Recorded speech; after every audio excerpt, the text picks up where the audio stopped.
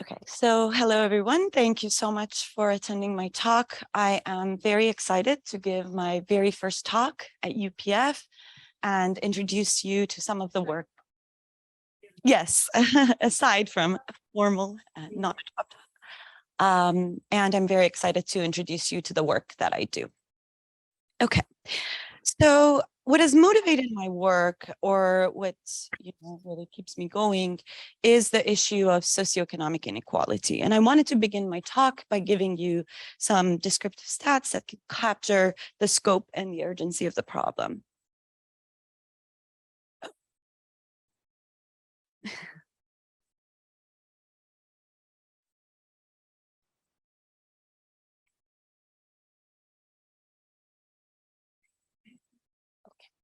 So in the US, which is the richest country in the world, nearly 40 million people live in poverty. And in the Spain, about 12 million are at the risk of falling into poverty. And the stats are from 2021, which lands Spain the fourth country on the list in the EU countries.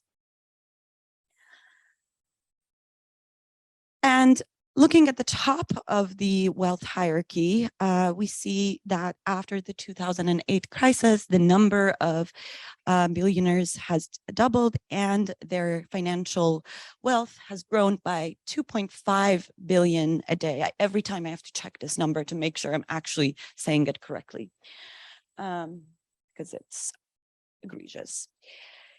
And so the question for me is, how do we people, the general populace, not the political elite, but the people, how do general people think about these inequalities? Are we indifferent to it? Does it affect us emotionally? Does it prompt us to do something? Or does it seem natural? Do our institutions and laws shape how we think about these inequalities?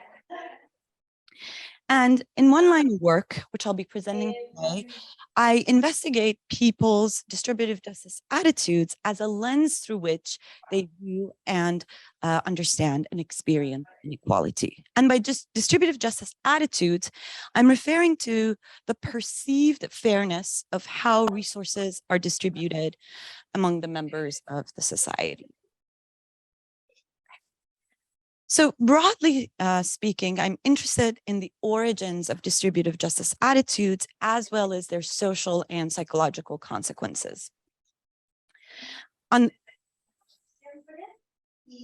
I'm shifting here now.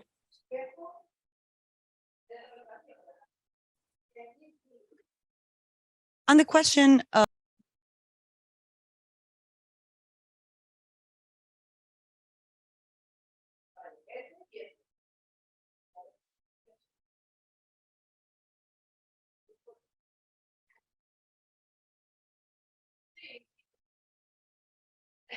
trabajando en casa todo, ¿no? Vale, pues espera aquí, ¿vale? Si me necesitas.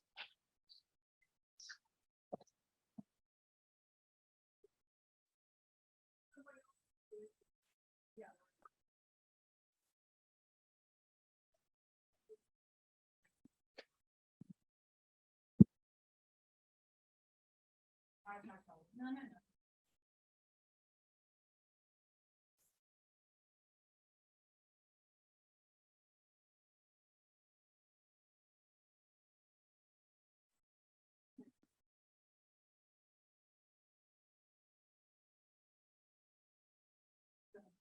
Okay, of course. Can I close this?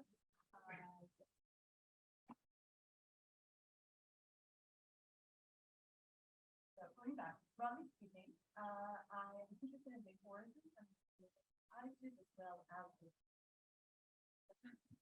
as well as their social and psychological consequences. And on the question of where do they come from, I do work on the structural and cultural antecedents of these attitudes, focusing on the role of economic systems, institutions, laws, and norms. And on the question of where do they come from, and on the question of their consequences, I examine how distributive justice attitudes impinge on our emotions and behaviors, particularly collective action. Okay, and in this talk, I'm going to focus on a very particular view of fairness. It's been referred to as meritocracy or equity, and I'm going to use these two words interchangeably in my talk. According to this principle, resources should be shared in proportion to the merits of the members, and merits could be assessed based on different dimensions: effort, ability, productivity, and so on. Resources could be um, as an example of resources, we can think about income, wealth, and so on. And what follows from this distributive rule is that given variability in people's merits and disposition, that is when some people are more hardworking, more productive than others, then outcome inequality is perceived as fair. Okay, and I wanted to distinguish between two aspects of meritocratic reasoning. You can think about meritocracy in terms of a prescriptive belief. That is, when people think society in principle should be equitable, such that meritorious individuals succeed in achieving their desired outcomes. This is regardless of whether you think society in actuality has achieved this ideal. And we can think about this as a descriptive belief. That is, believing that society in practice has achieved equity and is equitable such that meritorious individuals achieve their desired outcomes.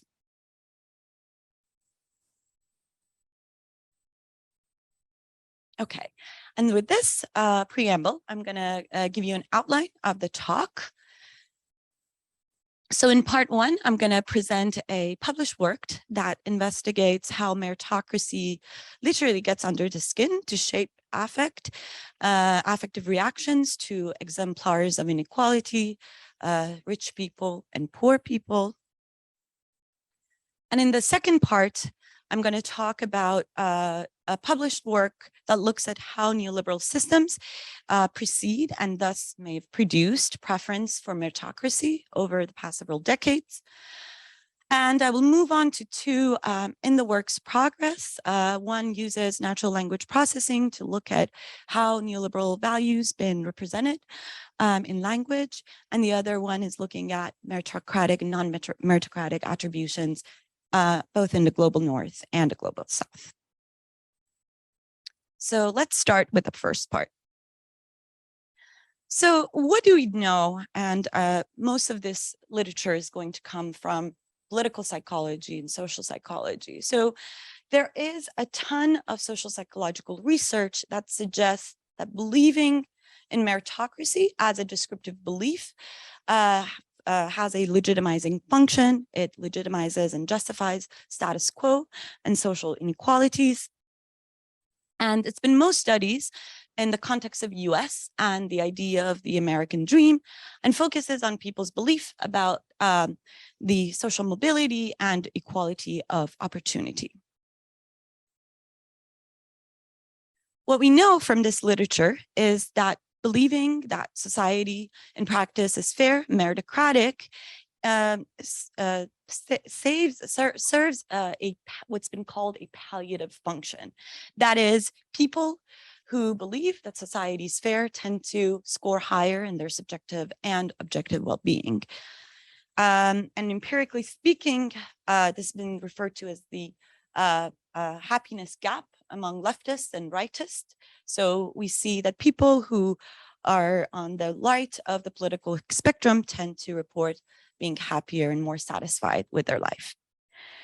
The mechanism underlying this has been much debated. So what causes people from different political ideology to have different subjective well-being? This is much debated. And in our work, we propose that meritocracy shapes emotions when people encounter manifestations of inequality. And this is a one way through which this builds up to better subjective well-being and objective well-being. So in this work, we use a multi-method approach, physiological and experience sampling to answer this question.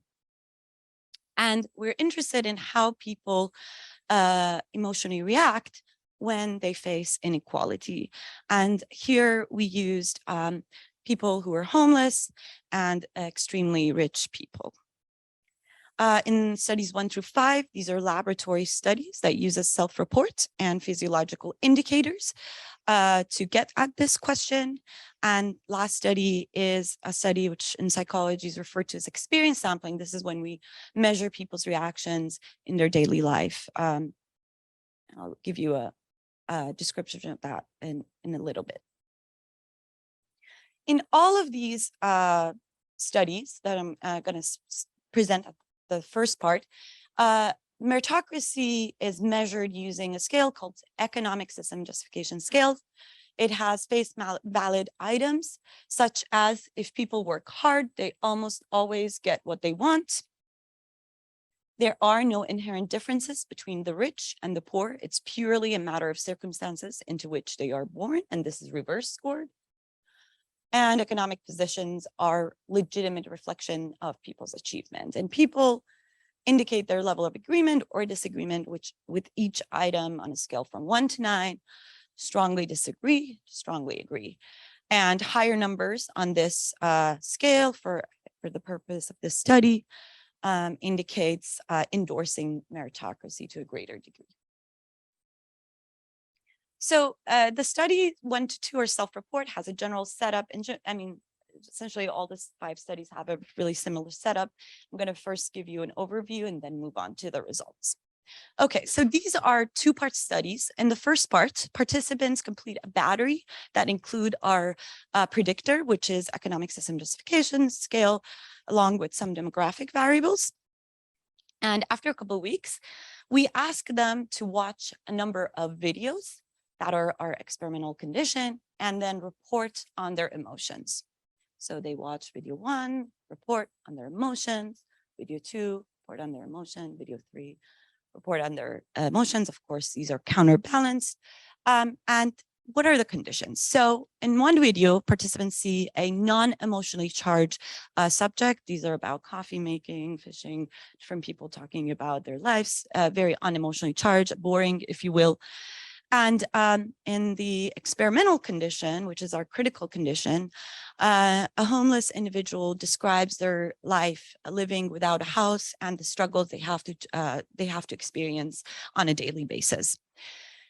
In the third condition, which I'm not going to go through, but I'll be happy to explain more in the Q&A, this is our emotionally charged inequality neutral condition. This is about a person that talks about living with cystic fibrosis, which is an inherited disease, and talks about their emotions, their struggles as a CF patient. And after that, participant answer how much sadness, anger, empathy, and pity they feel for the person in the videos, as well as anger, sadness, disgust at the socioeconomic system. These are all American participants, and so we frame this in terms of their reaction to the US socioeconomic system. Studies, so the first 2 studies are self-report. Studies 3 to 5 are psychophysiology, because this is not a psychology audience. These are measures that tend to correlate with subjective states and emotions. So I'm going to go through this in just the next slide, but just to give you the setup, basically it's exactly the same. People watch these same videos, this time in the lab. A week's prior, they've completed the battery. And this time we don't ask them anything. We just simply measured their reactions via these physiological indicators. So the physiological indicators, we use 2 indicators. These are reliably shown to measure. So the first one is facial EMG. It essentially measures the activation of this muscle right around your brow. So if you furrow your brow, we'll see a high activation on this. These are very sensitive. You don't have to actually do this. It's very sensitive to even expressions that are not detectable with the eye. And this has been shown to track negative affect. Of course, there are no one-to-one relations between physiology and constructs that we measure with self-report, but it does track this state. And the Other measure we use is electrodermal activity. Essentially, this measures how sweaty your palm is. And the idea is if you're excited, if you're aroused, you get sweatier. The electrical conductance of your skin goes up, electrodermal activity goes up. And so the higher number indicate more arousal. So we measure negative affect, arousal with these two measures as participants watch the videos. And hypothesis is that believing in meritocracy in practice moderates the effect of the homeless versus control condition on these emotions measured by self-reports, empathy, pity, sadness, towards person, and the system-directed emotions, as well as physiological indicators. So what we expect, to break it down, is that meritocracy endorsers show lower levels of these emotions when we present the inequality condition to them. I am combining all the results together because they show a very similar pattern. So what do we find? Just to orient you to these graphs, first of all, I'm graphing emotions on the y-axis. On the x-axis, you see a control condition compared to the homeless. The blue bars indicate equity challengers, those who don't believe society is meritocratic relatively, and red bars indicate those who believe society in practice is meritocratic. And what we find is that equity endorsers tend to show lower levels of sadness, pity, and empathy directed at the person, and lower levels of anger, sadness, and disgust for the American socioeconomic system. Similarly, these are the results with physiological indicators. Again, on the y-axis, I am graphing the corrugator activity, which is one of my outcome variables on the left, and on the right, the y-axis represent the arousal or the skin conductance, my other outcome variable. Again, what we found is similar. So participants who endorse meritocracy show lower levels of negative affect and arousal as measured by these indicators compared to those who challenge it. In fact, some of these were around zero, so weren't really different from baselines. All right, and the final study in this line of research is an experience sampling study where we tend to capture people's experiences and their reactions to us as close as possible in their real life. And how does this work? So again, there's a battery where has their they indicate their demographic as well as their beliefs about meritocracy measured by economic system justification scale. And after a few weeks, they actually entered the main part of the study. And what happens is for over 13 consecutive days, participants receive text messages every day for 13 days, 3 times a day. These are randomized throughout the day. And it asks them, basically, the 3 surveys. The first one asks them, have you encountered someone or heard about someone who's much poorer than yourself? The other survey asks if they've heard about or encountered someone or interacted with someone who's much richer than themselves. And the last one is sort of our control variable, our control condition. And we asked them if they had an argument. We tried to make sure that these are not political arguments, to separate that out. And again, the idea is that the prediction is that believing in meritocracy as a descriptive, believing in descriptive meritocracy with moderate the effect of witnessing these exemplars on self-reported emotions.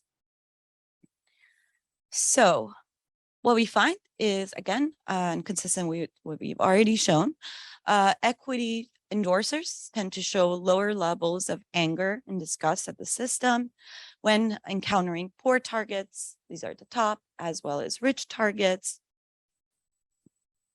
And we do see more anger, sadness, and interestingly, jealousy for the rich person, for people who challenge equity. So again, to say the other way around, people who endorse meritocracy at a descriptive level show lower levels of anger, sadness at the system, as well as anger, sadness, jealousy at the individual. Okay, so from these studies, we conclude that descriptive meritocracy predict emotions in face of economic advantage and disadvantage, and that this could be detected at a physiological level. An important thing and theoretical thing to note here is that while in an unequal society, believing in descriptive meritocracy might serve a palliative function, might have personal benefits for the person. It boosts their subjective well-being, though it might have a cost for society as it dampens one of the instigators of social change, that is moral outrage and anger. Okay, and this concludes the first portion of this talk and the social psychological consequences of meritocracy. And with this, I'm going to move on to the second part. And first, I'm going to talk about, again, another published work that looks at how economic systems proceed and might produce meritocratic beliefs. All right, so here we were interested in meritocracy more as a prescriptive belief. So as an ideal, we are interested in people's belief that society should be meritocratic. Everyone deserves to get what they should based on how hard they work, how talented they are, and so on and so forth. In the psychological sciences, this has been formulated explicitly or implicitly as a human universal. So not as an ideology, but as something that more or less people within and between societies believe in. I'm not going to go through all these theories. Probably it's not as interesting to this crowd, but there are a lot of theories that's been going on that essentially one way or another put a primacy for meritocratic thinking in terms of distributive justice beliefs. And they suggest that this is a cross-cultural phenomenon, an evolutionary phenomenon.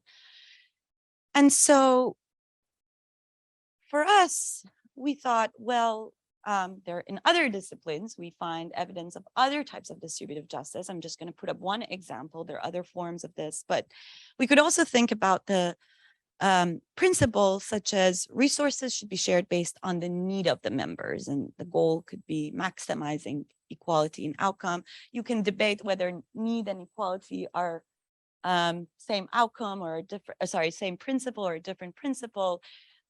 That's fine. Here we're just thinking about need as subjective equality, though I think the point here is that the existence of these other principles in other disciplines and other fields and other movements suggests that there are other principles at play. And when we look deep into social psychological and political psychology, we do find these very rich body of evidence, though fragmented, they've not been integrated, that do show a heterogeneity of distributive justice attitudes across development, the relationship types, and societies. So in development, children tend to start off by dividing things equally, but when they move on to get older, they take into account people's merits. So there is a socialization aspect that goes on to this. In relationship, depending on what the goal of the relationship is, distributive justice preferences could switch. So in relationships that are based on competition, we see meritocracy as the distributive justice principle, but on relationship types that are based on cooperation, harmony, and solidarity, we see other forms of distributive justice, namely equality or need. And we also see this across societies. So individualist societies tend to care a lot about meritocracy, and beyond just values, the economic structure tend to also predict what these distributive justice attitudes are. So cross-cultural study, doing it in different societies, those that are industrialized and those that are hunter-gatherers or agriculture economy, they find that depending on the hierarchy and how roles are in that economy, how the roles, how the responsibilities distributed in that society, they may not endorse meritocracy as a principle. And so with these in mind, we conclude that meritocracy as in principle is also ideologically constructed and is subjected to cultural and ideological forces. And that we should emphasize and think about the role of both macro and micro level factors that drive these preferences. With an importance placed on the underlying economic structures. So to get at this, empirically, we turn to neoliberalism, a global socioeconomic framework that's been dominant since the late 70s. And this is this framework that advocates the theory and practice of free market capitalism, privatization, labor deregulation, and vast reduction in public spending and social welfare institutions. So neoliberalism has happened in a lot of countries across the globe. Manifestation is different from country to country. I'm going to give you two prime examples.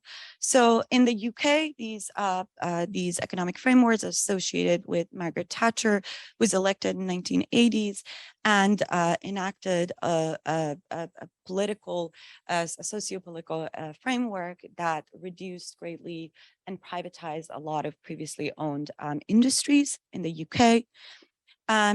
In the US, Reaganomics, or Reagan, also elected in the 1980s, enacted a lot of laws that deregulated the market. And these reforms were so influential that the two politicians that come after this, Bill Clinton, Tony Blair, from more left-wing parties, followed suit on these economic structures and policies. And just one thing I wanted to mention is that a lot of scholars see a parallel between the timeline of neoliberalization and the surge in economic inequality. So the red circle there is when the neoliberalization roughly happens in the late 1970s, and we do see a surge in income inequality, as is shown by the share of national wealth that goes to the top decile income holders in the US and in the Europe. Of course, the slope is steeper for the US, a highly neoliberal society, but we do see a similar trend in the Europe.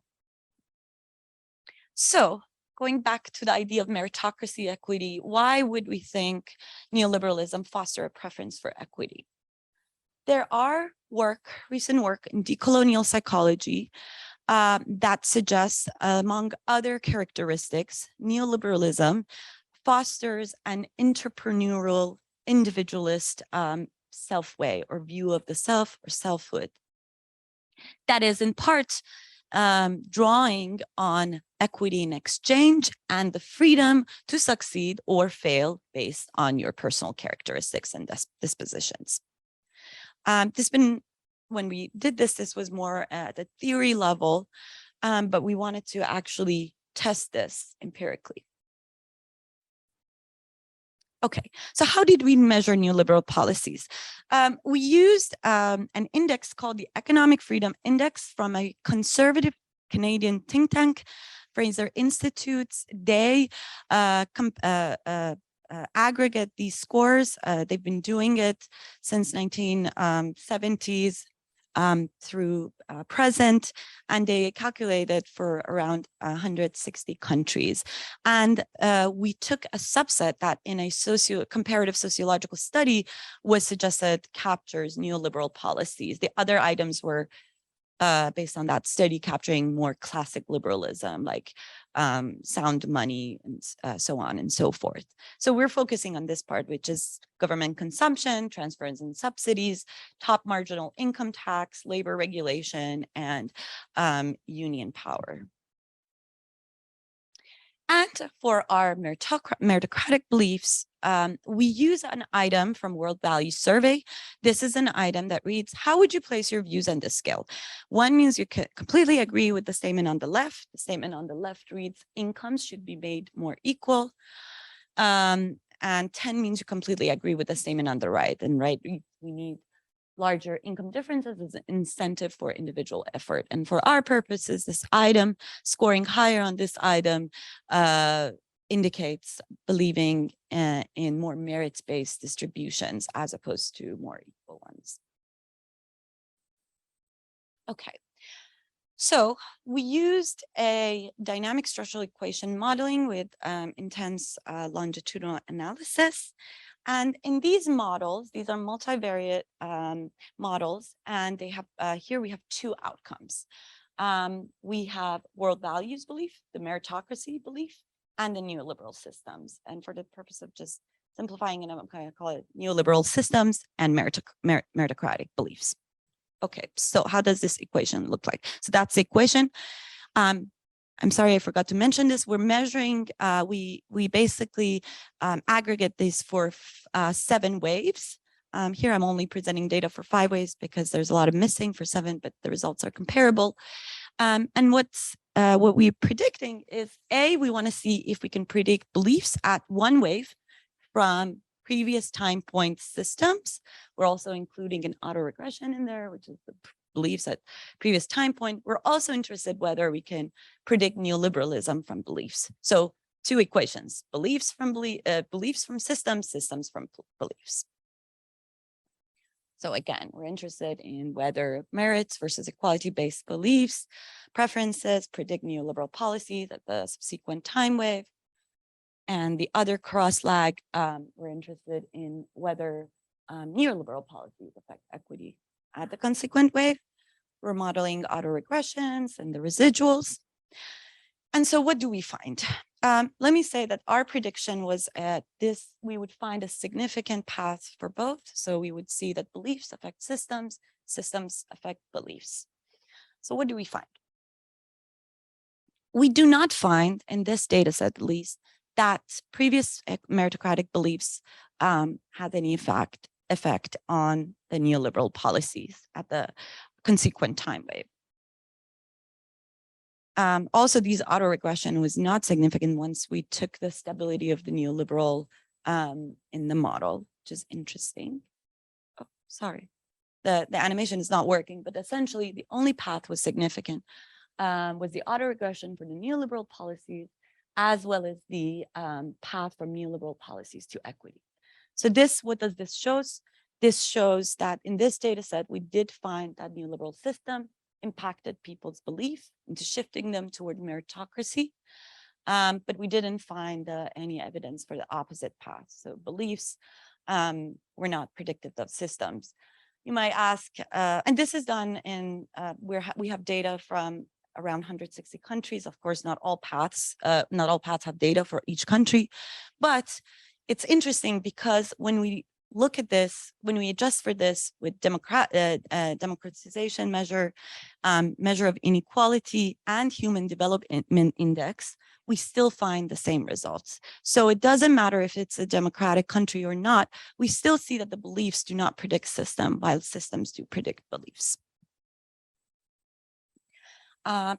Yeah, this is just graphing the estimates for each of those paths. Of course, the largest was the estimate for the stability of neoliberal system. Neoliberal systems are pretty stable from one time point to the other in this data sets. And more importantly, for our hypothesis is this estimate from structures to equity beliefs. And that was different than 0 based on Bayesian analysis. And we don't find the same thing from beliefs to systems.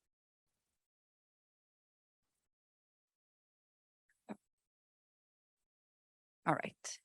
And so this essentially wraps up the first part of the second part, which was the published work.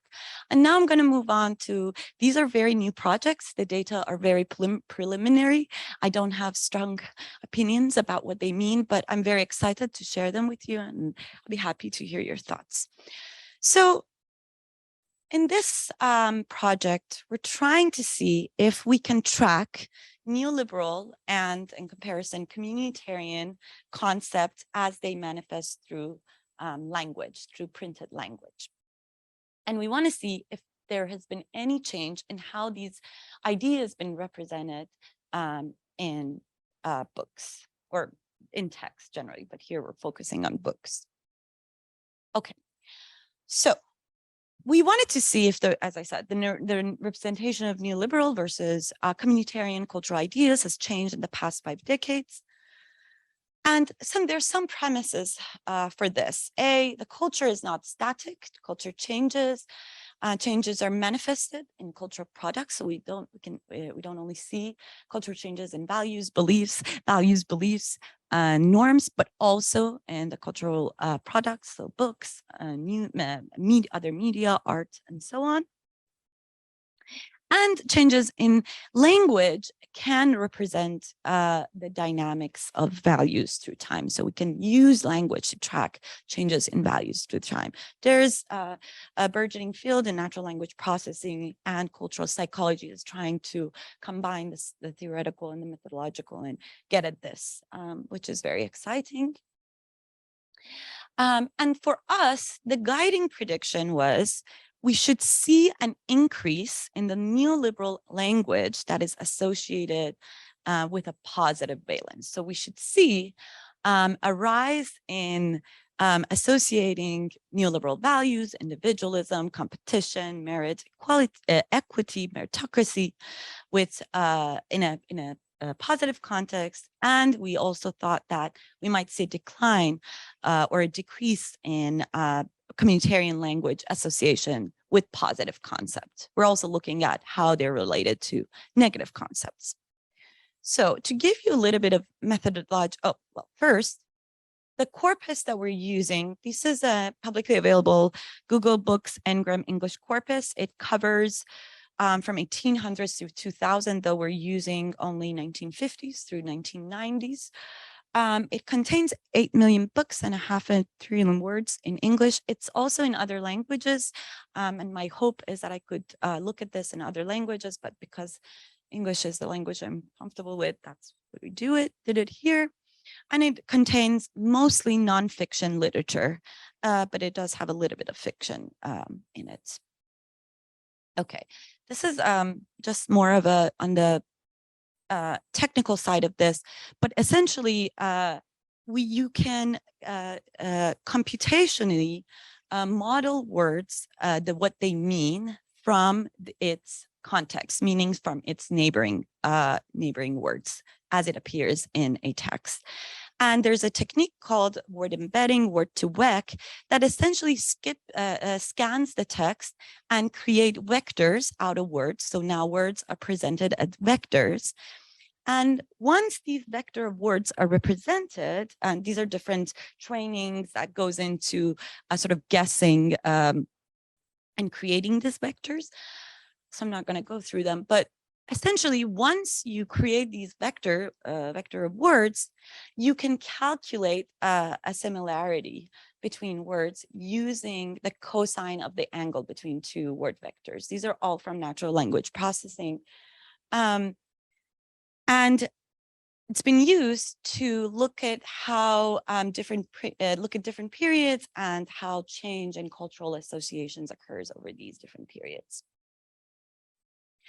So with just a bit of technical, so the cosine value is basically if the two, this is like if they're in the opposite directions, that means they're opposite in meaning. If they're the closer, so the smaller, the angle larger, the cosine, it's more similar, and then unrelated if they're perpendicular. So essentially it calculates an angle and a cosine value, and that cosine is the measure of similarity.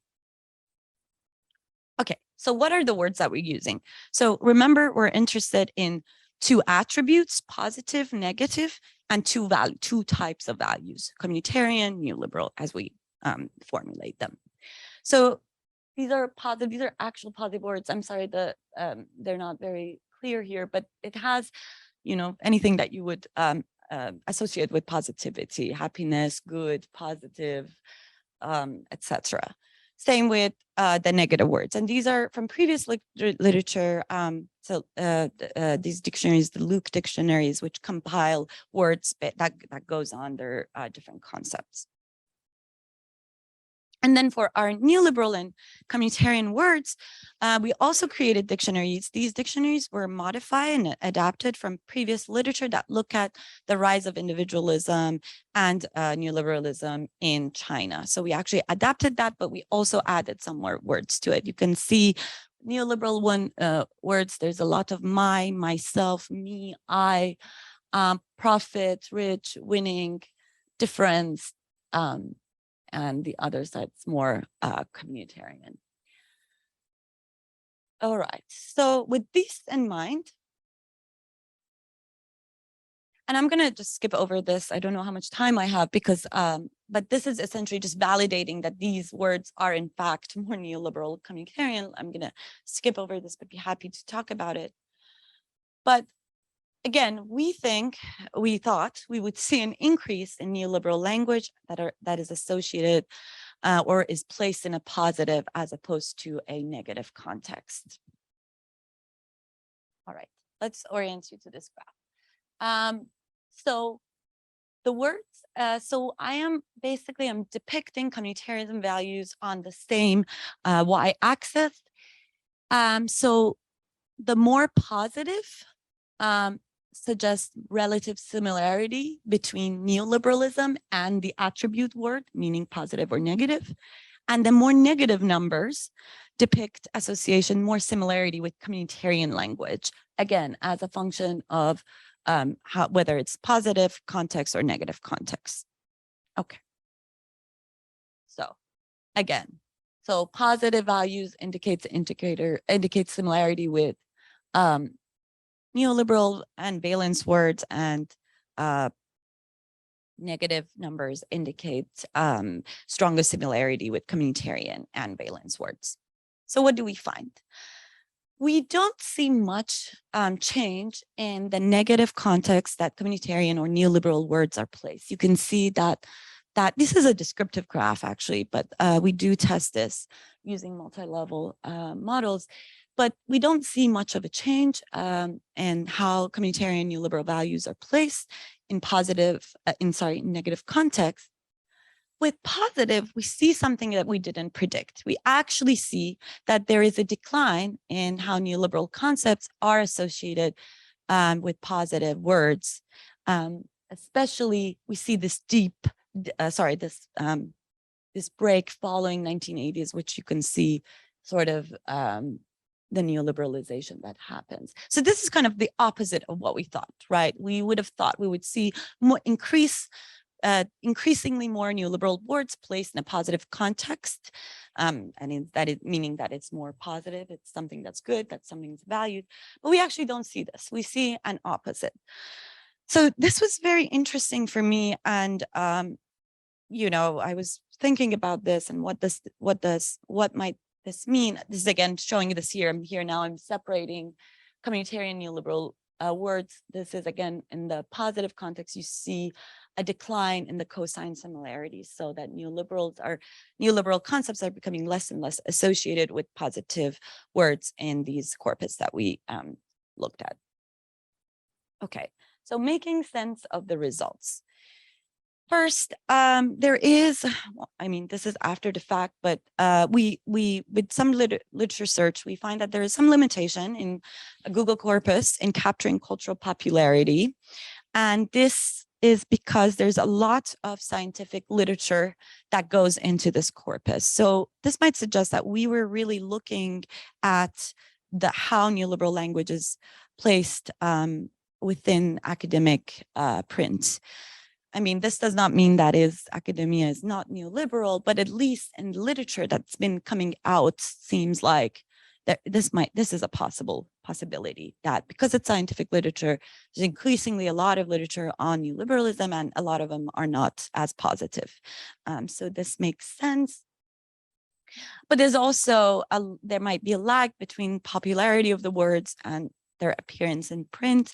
And of course, we're excited to follow up on this in different corpuses and using hopefully other languages and see if this hypothesis that we have about this being scientific literature actually upholds.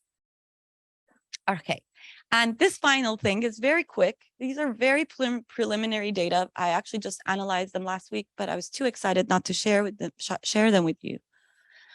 So meritocracy, not surprisingly, has been most often studied in the global north and traced to the Protestant work ethic culture. So there is no surprise, it's been mostly studied here. But of course, these values, as I was just saying, have propagated around the world. And so we wanted to see, at least as a descriptive level, how these values look like outside of the global north. This data was commissioned by Dr. Jamie Napier at NYU Abu Dhabi and collected by Ipsos.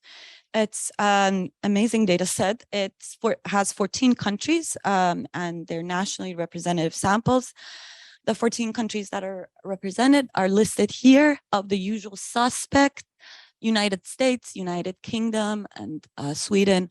Also, China and Japan are there, but we do see data from really areas that there aren't much any social psychological data on, let alone meritocracy. Okay, so what do we see? First of all, we not only look at meritocratic attributions for poverty and success, but we also look at other types of attributions. And for the sake of this talk, I'm only showing the structural ones. So this is when we ask people, what do you think is the reason people are poor? What do you think it's the reason people are rich? And they're told it's because they're lazy, it's because they're hardworking, it's because they're very intelligent. That would be meritocratic attributions. And then we also have their other items. It's because the government is corrupt. It's because there is no opportunity, equality of opportunity, so on and so forth. And we characterize those as structural attributions. We also had other things like divine attributions, attributions of luck, and so on and so forth. And be happy to, tell you about those. So what do we find? First of all, and perhaps this is a good news, I don't know, for me, in all countries except for Saudi Arabia, structural attributions for being poor is higher than individual attributions. So there seems like people do think about systems and structures when they make attributions about poverty. But there is more within country variations when you look at structural versus meritocratic attributions for poor. And then when I look at the attributions for success, things are a little bit different. So there are only 3 countries, and if I'm not mistaken, it's Hungary, Japan, and South Korea, where we see higher levels of structural attributions for success. So almost always in all of these other countries, people think that success is more determined by merit. And interestingly, there is, again, more within and between country variations in these attributions. So to me, this could suggest that at least cross-culturally, there is more consensus in making individualistic meritocratic attributions about why people are poor, but there is more variation when people think about rich and the, financial success. Okay, and with this, I just want to say that for me, socioeconomic inequality is a preeminent feature of most society, if not all societies, and it has become more pronounced in the past half century. And in my work, I tend to think about things as systems or minds are co-created, and that justification of or resistance to equalities should be understood in this dynamic. For the psychology audience, I always emphasize the systems and place them. And here, I guess I have to emphasize the mind and role of psychology. And with that, I wanted to thank my advisors and collaborators and the wonderful research assistants who made these study happen, and you all for attending. Thank you.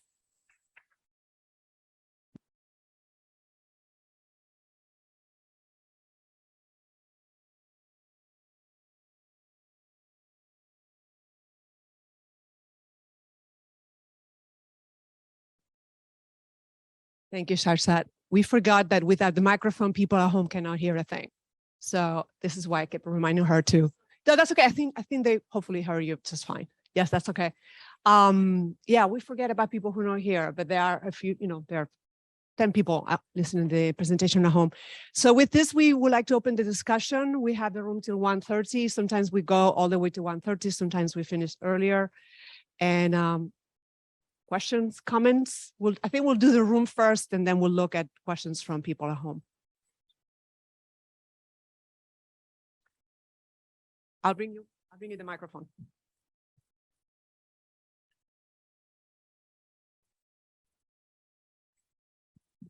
That was really interesting. Thanks a lot. I'm curious about the Google corpus that you use and whether there's changes over time, because I understood that you're using just the free books, and I assume there's changes over time in what literature is free because of things being moved into the public domain farther into the past. So maybe there's an effect of the more recent literature being only what you're seeing there.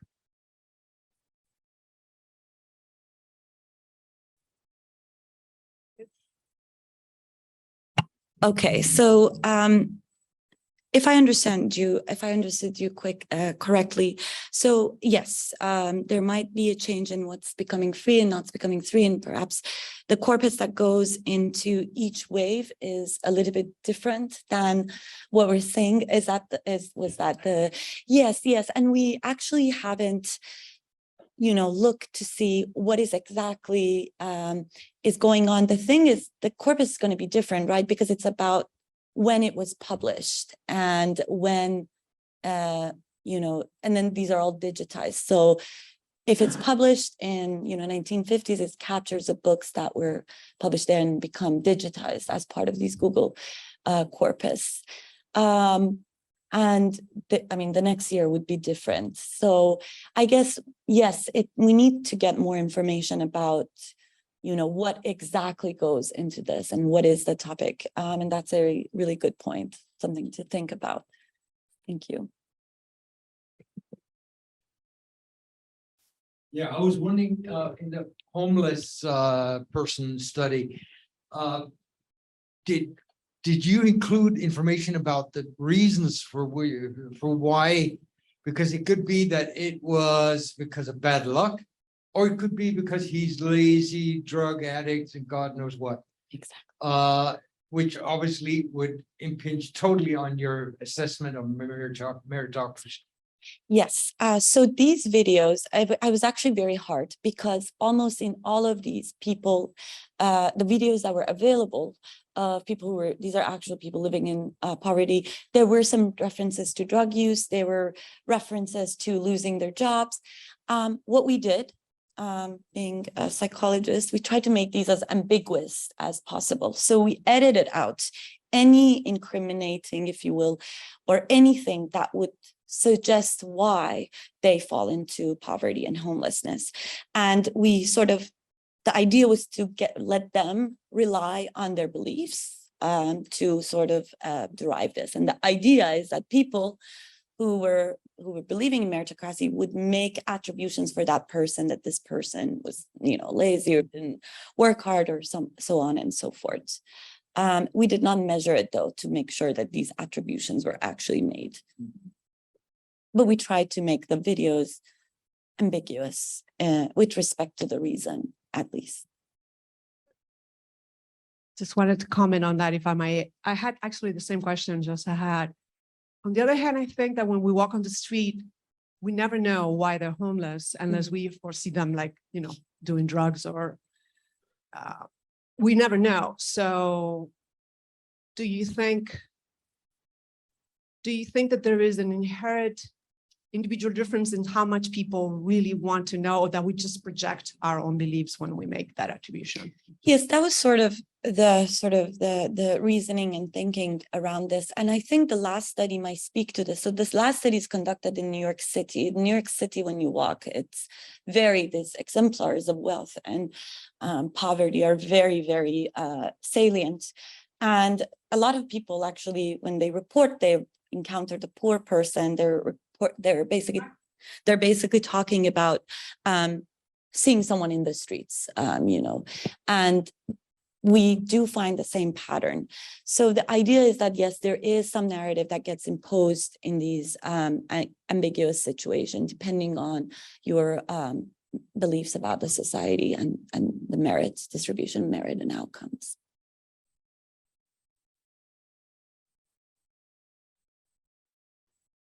Is it on? All right. Thank you so much for your talk. And I'm delighted to see that we share so many research interests, actually.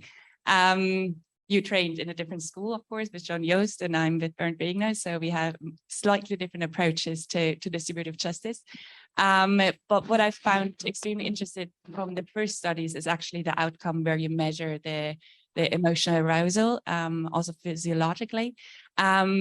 A quick question on that, whether you plan or you have conducted also these experiments, not only with students, but maybe in a broader population. That's one part. For the second part, with the World Values Survey, I find that I have problems with the outcome variable, I have to say, because it's just measuring for me 2 dimensions, like meritocracy on the one side and then equality on the other, which are for me 2 different dimensions, I have to say. I'm proud for you too, but Of course, yeah. Also a question here, whether you have replicated maybe also the study using the ISSP or the European Social Survey, whatever, although of course there's also the problem with the time series available, right? Yes. And for the third part, it's just more a quick comment, because I also did research on these poverty attributions, and we also found with relatedness to the success, how success is attributed different patterns. So basically we just studied or published the poverty attributions then. But for that part, we compared Western Germany with Eastern Germany. Yeah, I actually saw it. Yeah. So with the variation and what we found was really interested that the meritocracy was more culturally induced. That's how we interpreted the data, because there was less variation in meritocracy or meritocratic attributions in the West, while the structural component was had more variance. So people would attribute more. That's great. It's like exactly. Yeah. Exactly. So it matches a bit, but while in Eastern Germany, it was a different picture, right? So even the meritocratic attributions varied much more. Right. So we figured that it's not yet culturally induced, right? It's still in a tradition process, more to say. So I would be happy to hear in how far, maybe you don't have it yet available, but maybe you can discuss it at a later point, in how far you see that in this across countries and with the neoliberalism ideal in the background, and how these extremely varying countries transformed. Yeah. Thanks a lot. Thank you so much. So to the first question, unfortunately, these are student samples. These were NYU student samples. So it's not at all representative of even New York City, let alone US, let alone the world. That's a caveat in this study. It needs a lot of money to bring in people from community to the lab. But my colleagues using these videos are actually got a big grant to do study. I'm not the lead author on that, but they're actually doing it with a community sample, and they're having some fMRI scanning included as well to look at brain regions and mentalizing and so on and so forth. So I'm excited for that, but that's for sure a big limitation of this study. Another issue with this is that these are NYU kids are pretty rich kids, and perhaps they have a very different, it's a microcosm, and it does not speak to the the self-report studies were they're not still representative samples, but there are more diverse in terms of location, age, and just demographics. With your second point, I mean, I cannot agree with you more. Of course, I would have loved to. The problem was it was very hard I had this idea, and then I went into just looking at how I can collect data for it. I collected, before analyzing this, I collected data for European countries. So I wanted to do this in Europe. I got data for North America by states and province. So that I thought would be also interesting because different province states have different measures of these policies. And I just haven't started look at them at all, but that is definitely in the goal. One problem is there is less countries, there is less, I mean, of course, there would be fewer, maybe in the North America, there's just less variation because of the nature of it. And I mean, I should see, but that's definitely also a project that I would like to follow up on. And I think the natural language processing was also another way of getting at the same idea, seeing if this has been actually propagated, not as a function of structures, but like in the culture and the cultural products, which we see something slightly different. So, and then that's that. And then to your last point, yeah, I would love to talk more about this. Actually, when I was reading that study, I was thinking, okay, which of these countries, and this is such a bad thing to say because countries are so different, even within countries, it's different. But I was trying to think which of these countries might look similar to East Germany. And I thought maybe Hungary because of post-Soviet, maybe, and perhaps that would be something to look at and compare and see if, but I'd love to chat. Simon, thank you so much. Hi, thank you so much for the talk. I found it super interesting. I have a small question that was following up on the video, the video experiment. And you mentioned that you weren't going to go into the cystic fibrosis video, but maybe in the Q&A. So it's about the cystic fibrosis video. But in the graphs you were showing, you had control and then the homeless one. And it seemed that the red bars for the control were actually more reactive in the control than the blue bars, whereas the blue bars were more reactive in the homeless. It was a very slight, but it was in every graph. And that's not actually my question, but when you say control, I'm guessing you mean the boring video. Yes. Okay, so then the cystic fibrosis video was not used as a control, because my question is, since this is in the US context, you were saying it's socioeconomically neutral because it's about a health problem. No, it's but no, yeah, I know. I mean, In retrospect, it was a terrible yeah. control, and everything's about economy. And of course, being sick in a country where it doesn't have a good health care system is a very economic problem. Yes, thank you for asking that. Yes, looking at it, actually, we did find the same similar pattern.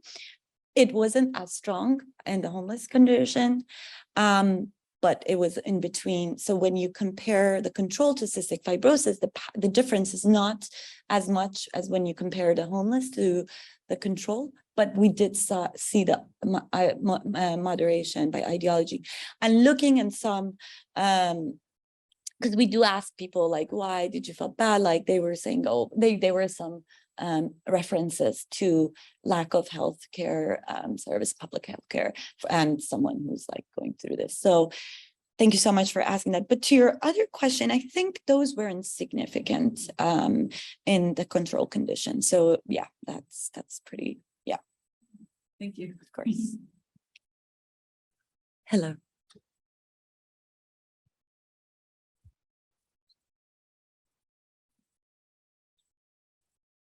Hi, I have a couple of questions related. The first one has to do with the question that you raised, namely regarding neoliberalism. Has neoliberalism shaped distributive beliefs? Now, my intuitive response was, well, of course it has, given the fact that it has lasted for the time that it has, over 30 years. So governments were elected and then re-elected. That would be one form of evidence. But I would say, of course, it has also, and primarily because the aim of neoliberalism was to transform not just the economy, but the human, the soul. It was a total project aimed at shaping minds, doing away, as Thatcher famously said, with society and leaving us only with individuals and families. And in that respect, I think it did succeed.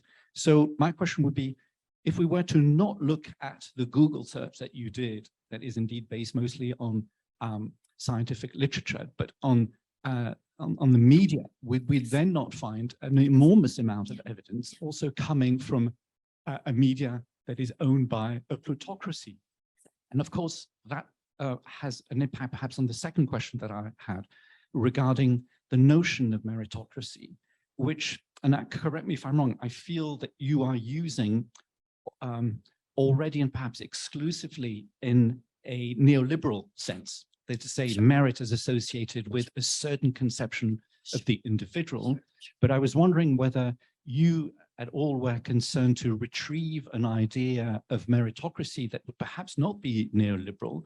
And there are other countries, and perhaps this speaks more to the US specific nature of your analysis, but there are other countries, I'm thinking of France here, where a more Republican idea and ideal of meritocracy is at work, and one that would take us back perhaps to a sense of aristocracy, not in the Ancien regime sense, but in the Greek sense of virtue. So where merit would be associated with a form of virtue, and would be therefore more democratic. And that's where the discussion would lead us, in the direction of the connection between democracy and meritocracy, as opposed to meritocracy and plutocracy. Yes, yes.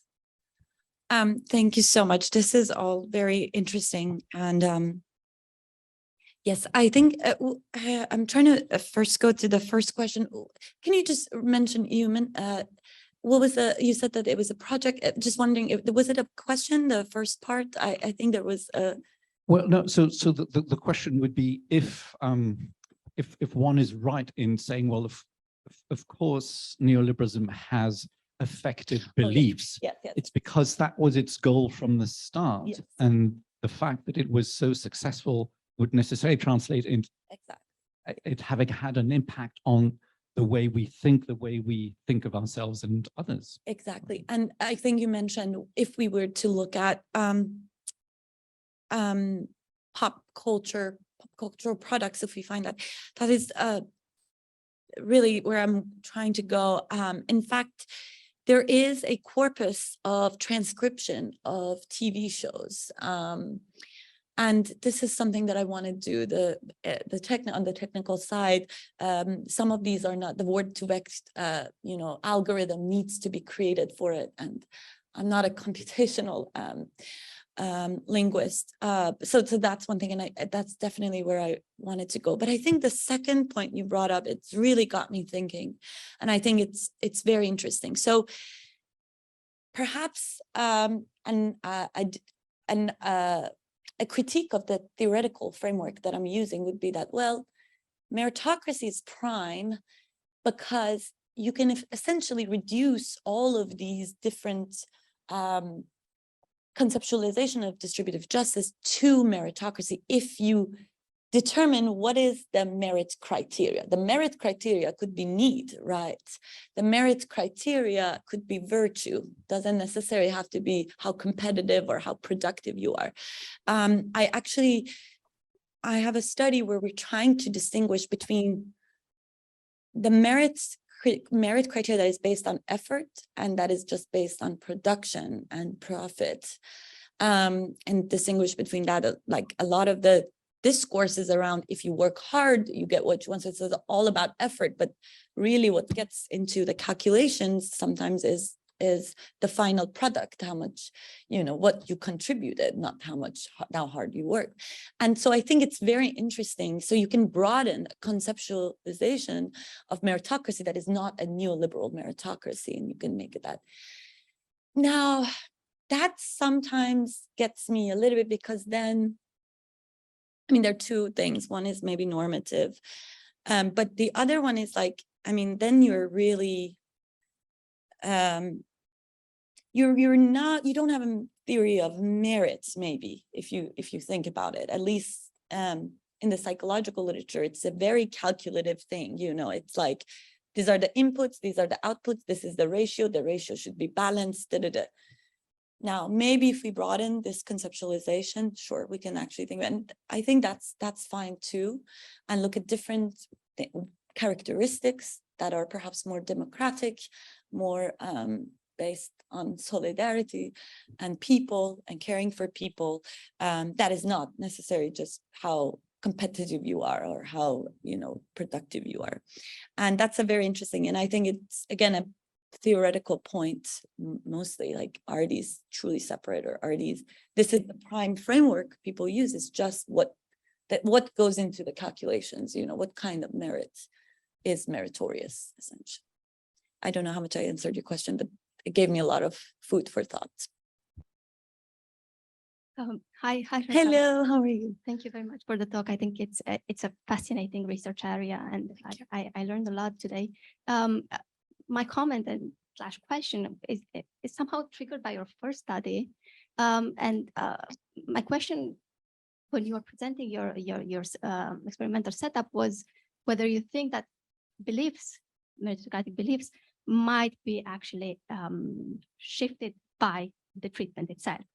So I suppose it's a question, a lot more general question I'm having, whether you think that meritocratic beliefs are rather stable, like perhaps they form during the impressionable years and they kind of stay stable over time, or whether do you think they can be shifted by environmental stimuli, whether people can react to their environment where they live and kind of change over time in their attitudes about meritocracy, or whether it's a more stable construct that kind of stays there as it is. This is amazing question. Thank you so much for asking that. So whether the treatment itself affected the characteristics, and actually this is good because now I realize I have data for the class that I'm teaching. We do have pre and post measures of economic system justification. This study is a little bit old in my memory. I remember looking at it and not seeing a difference, not seeing a change. So they were pretty reliable, I mean, across a couple of weeks that we measured them. But whether, so that's maybe that to that point, but whether I think these are stable beliefs, I mean, there is a portion of them that is stable because they're experimentalists tried so hard to, because I mean, this was correlational when you think about just the beliefs. And we thought a lot about whether we could manipulate the beliefs and how we can do that and what's best to capture it. I wasn't convinced, though. My advisor at that point really wanted to do it. We didn't do it eventually. So whether in the laboratory you can do that, maybe, I don't know. But I do think that if throughout your life, this could change. There are a lot of things, of course, socialization, education, it changed it. I used to be a believer, I guess, in hard work, get what you want, and now I'm not. So that's probably it. And people there, I think there is an issue of people who change situations, because subjective social class is highly related to whether you make these meritocratic attributions. Richer people tend to make more of these meritocratic attributions. So perhaps if people change, like if you immigrate, go to another city in another context where you no longer have the reason, perhaps these could change. Perhaps education, socialization, being in groups. I mean, ideologies, I think, do change and could change as sticky as they are. And the challenge is to find a good way of measuring that change, I don't know if there are longitudinal studies that tracks, children through their adulthood, and that would be an interesting thing to think about. Should we do something maybe from this? No, okay, sorry. I'll take one more. Yeah. Thank you so much for your talk, first of all, and for presenting your work here. And actually, my question ties in with what was just touched upon already a bit. So I was wondering whether I think it was the first package of your research, whether you also disaggregated the demographic data in regards to, for example, gender or nationality and household income, because I think but it does touch upon what you already said, because I think exposure or like your background is just the results can look very different. And I would just be interested whether you did that already, disaggregate the data in that regard. This is my first question or comment, just out of curiosity. And the second one is also just out of curiosity, actually, because I think it's extremely interesting to look at India as well, because you said, you looked at systems and beliefs, how it influences each other. And I think with the caste system regarding Meritocracy. yeah, exactly. Sorry. This would be a very interesting case. Because there's such a strong system and belief system as well. Yeah. Yes. Sorry, just remind me, what was the first question? The first question was just regarding the demographic data. Yes. So now I need to refresh my memory. I know that whether you inclusion or exclusion of demographic variables do not change this pattern. But your socioeconomic class, subjective and objective, is reliably related to merit beliefs and attributions you make. In the data I showed with 14 countries, almost in all of them, not almost, in all of them, class predicts attributions for poverty. And so that's a very important question. In these results, they didn't switch up, but we didn't have very rich and we didn't have very poor in this sample. So it's an open question what would have happened for these videos. And then to your second question, sorry, what was the second? Basically, that I think it's interesting to look at the case of India. Yes. Yes, exactly. And actually, India is one of the countries where there is actually work on both neoliberalism attributions. And it seems like the individualism, there's a work by Kitayama, a famous cultural psychologist. It's about like the manifestation of individualism and neoliberal ideologies in the context of India and in the context of caste system. And yes, it does make it an interesting case. I think they were at least the attributions were on the mean level pretty high in India. Like India was among ones that have high. I mean, it has to do probably with a lot with the globalization, but it's interesting because there are other cultural values, and I do not want to homogenize these contexts. Yes. Yeah. And then the caste system is, and that's actually reminds me of something that for the other comment, when I was doing this, some person told me, well, merit is not that bad. It used to be based on blood, and it used to be based on your, on race and so on and so forth. And so it's again like that's maybe to the question of whether we can all conceptualize all of these distributive justice attitudes under the umbrella of meritocracy and just bring different aspects as the characteristics of merit. In that case, then even regime ancien could be meritocratic if you think about meritocracy in terms of blood and aristocracy. I mean, I don't know, it's an interesting question, but yeah, India is an interesting because of the caste system, and then something like meritocracy, which is in complete opposition. Yeah. Thank you. Because we have Camille asking one very interesting question. We had one remaining question in the audience. We try to press people Camille. Hi, thanks. It was super interesting. I just had a question about the one about the ideological construction of neoliberalism, because you said that you had predicted, if I understood right, I'm totally new to social psychology, so apologies if it doesn't make sense, but I think you said that you had predicted that there would be systems would predict beliefs and beliefs would predict systems, but you only found it working one way round. So just interested in hearing, one, why you predicted, like what was your reasoning of predicting that beliefs would predict systems as well? Yeah. And how you interpret the fact that that wasn't actually the case. Yeah, I mean, maybe it's a hope mostly that people's belief in democratic societies should eventually affect the system that they live under. And a theoretical one. I mean, being a psychologist, I sort of, as much as I think systems are important, I also think there is a mutual process, a reciprocal process that goes on, like systems makes people and people make systems. And that's what we predicted. We didn't find it, but I think a reason for this could be the timeline. The time is very important in these analysis, and the theorization around how long it takes for that process to take effect. The time between these waves are roughly 5 years. Perhaps 5 years is enough for the other path to work. So it's not enough time for beliefs to change systems, but enough for systems to change minds.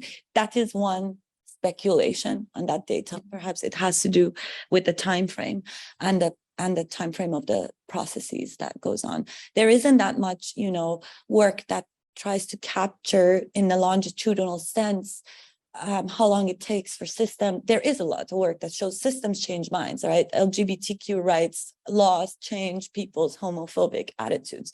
But how long exactly that change, that's not much, there isn't much longitudinal data, at least the point I was looking at. And so I tried to think about the timeline of these processes and whether they could, tell something. Thank you. Hello. Hi, Camille. Hello to everybody. So congrats on your talk. Really, I loved it, and I just have 2-3 questions concerning the first part of your talk and series of experiments. I was wondering whether gender had an effect on emotions, and the second question relates to the use of concept of meritocracy, more precisely descriptive meritocracy. It seems that use, if I understood correctly, the concept as referring to the acceptance, thinking that inequalities are okay in a society. Or these might be seen as problematic because people might accept inequalities for a variety of reasons, not necessarily for a set of meritocratic beliefs. So it might be classism, it might be classism, it might be racism. I imagine, for instance, that let's say rich kids, very ultra-rich kids from ultra-rich families might have a sense of, it would be rather not a question of merit or a belief in a principle of merit or something like that, but rather a sort of classist habitus, for instance. And the third question, if you think to expand this fascinating research, and referring to the last part of your talk, not to academia, but to mass media or to, I don't know, political statements, say. Yeah, political speeches. I was thinking that because your starting point was a disjunctive, was sort of an opposition between the communitarian logic and the neoliberal logic. And it seems to me that what is going on globally nowadays is actually a co-opting, right? A sort of a fusing and coming together. And one can think of very different cultural, political contexts. One is China, for instance. I think this is going on right now with all the nuances concerning the concept of merit. There is obviously a concept of merit that is much more complex, that comes from the Confucian tradition, the idea of Ren and so on. But I think you can see that there's an exaltation of the community, and at the same time an increase of the neoliberal logic and language to, I don't know, to Vox in Spain, right, or other contexts when these two actually go together. So I was wondering why look at them as necessarily opposite. Thank you very much for. Of course. Thank you so much for your questions.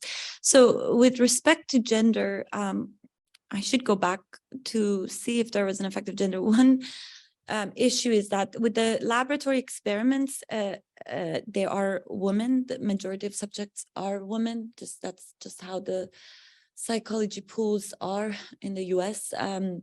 So I don't again, I mean, adjusting for all the demographic variables, the effects remain there, whether there was a gender difference in emotions and a third, if you will, three-way interactions, gender, beliefs, and condition.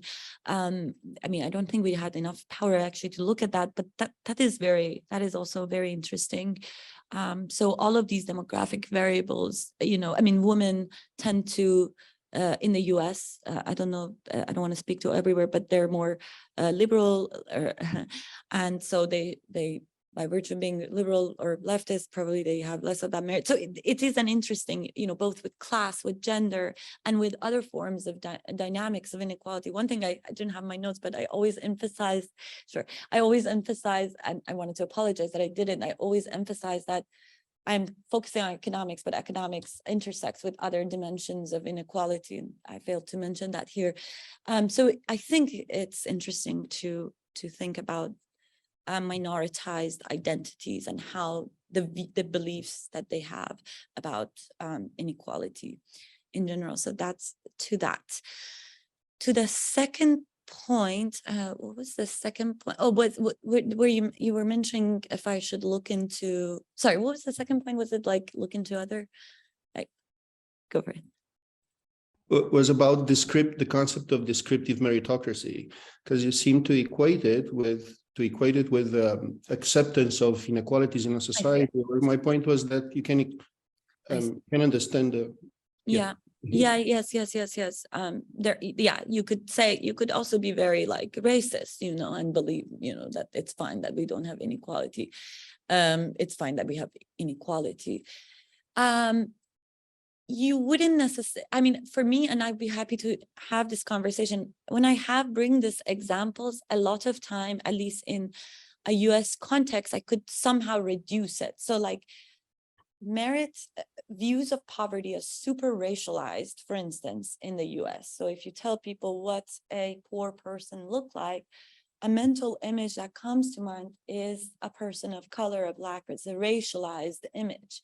And so I wonder how much those attitudes recruit beliefs that hinge upon this idea of merit in order to just justify it, for themselves, because perhaps it's more acceptable. It's interesting. We didn't measure, like, just in general, what they think about inequality and other reasons for why they might or might not think inequality is okay, but it's definitely something to talk about. I'd be happy to hear about the class habitus hypothesis at some point. I'm not as familiar with that sociological literature, but I'd be happy to hear your ideas. And then I guess, Veronica's, yeah. We're out of time. I'm like this. I am so strict. People have to leave at 1:30. And thank you, Camille. Thank you for your question. Remember, Shahrzad is in our department. You can talk to her anytime. Let's not forget that we build attitudes and beliefs around the behavior that is comforting for us. So when you're rich and you like the money you have and the comfort you have, you seek for ideologies and beliefs that will justify that. In relation to the point you were mentioning earlier about how we get socialized into that. Thank you for a very interesting discussion, and we'll see you whenever the next forum seminar is, which I think is in 2 weeks. Thank you so much. Thank you so much. Sure.